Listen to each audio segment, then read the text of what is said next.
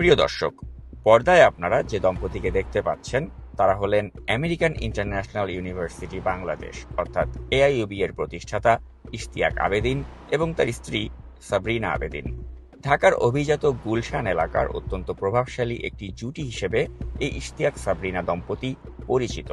অনেকগুলো ব্যবসা প্রতিষ্ঠানের মালিক হওয়ার সুবাদে পতিত স্বৈরাচার আওয়ামী লীগের আমল থেকেই ইশতিয়াক এবং সাবরিনা অত্যন্ত দাপটের সাথেই সমাজের এলিট ক্লাসের নিয়ন্ত্রণ করে আসছেন। আওয়ামী লীগের শাসনামলের সময় শেখ হাসিনাকে তেল মারতে নিজের বিশ্ববিদ্যালয়ের পক্ষ থেকে নানা ধরনের অনুষ্ঠান আয়োজন করত ইশতিয়াক আবেদীন। এমনকি শেখ মুজিবের নামে দুবাইতে অবস্থিত ক্রাউন প্লাজা হোটেলেও ব্যয়বহুল অনুষ্ঠান স্পন্সর করেছিল এই আওয়ামী দোসর ইশতিয়াক আবেদীন। সেই অনুষ্ঠানে প্রধান অতিথি হিসেবে নওফেলের মতো ভারতীয় সেবা দাসও বাংলাদেশ থেকে দুবাইতে হাজির হয়েছিল। এসব নানামুখী তৈলমর্দনের কারণে আওয়ামী আমলে ব্যবসায়ী হিসেবে অত্যন্ত দাপটের সাথেই ছিলেন ইশতিয়াক আবেদীন। ইশতিয়াকের দাপট টের পাওয়া যেত ডিবি হারুনের সাথে তার সুসম্পর্ক থেকে। 2020 সালে ইশতিয়াকের স্ত্রী সাবরিনা তাদের বাড়িতে থাকা 3 জন গৃহপরিচারিকাকে নির্যাতন করে আলোচিত হয়েছিলেন।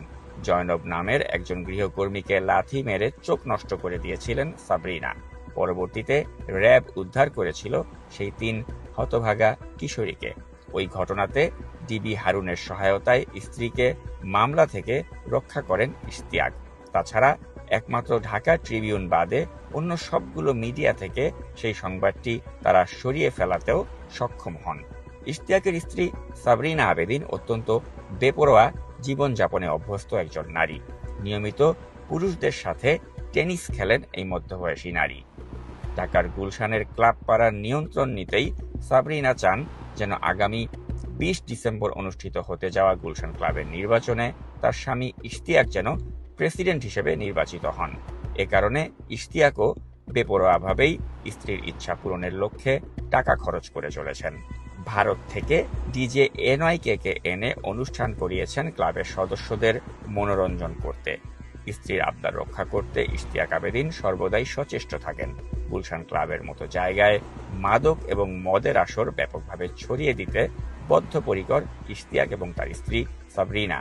সমাজের এলিট ক্লাস মেইনটেইন করা এই দম্পতি গুলশানের অন্ধকার জগৎকে অনেকটাই নিয়ন্ত্রণ করেন।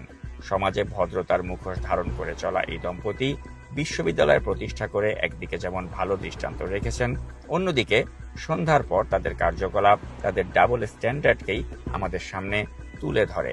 নাম প্রকাশে অনিচ্ছুক গুলশান ক্লাবের অনেক সদস্য এই দম্পতির আচরণে অত্যন্ত ক্ষুব্ধ, কিন্তু তাদের সামাজিক প্রভাব এবং দাপটের কারণে কেউ তাদের বিরুদ্ধে কিছু বলতে পারেন না। যদি আগামী নির্বাচনে গুলশান ক্লাবের কর্তৃত্ব এই দম্পতির হাতে চলে যায়, তাহলে সেটা ক্লাবের পরিবেশকে মারাত্মকভাবে নষ্ট করবে বলেই তাদের ধারণা।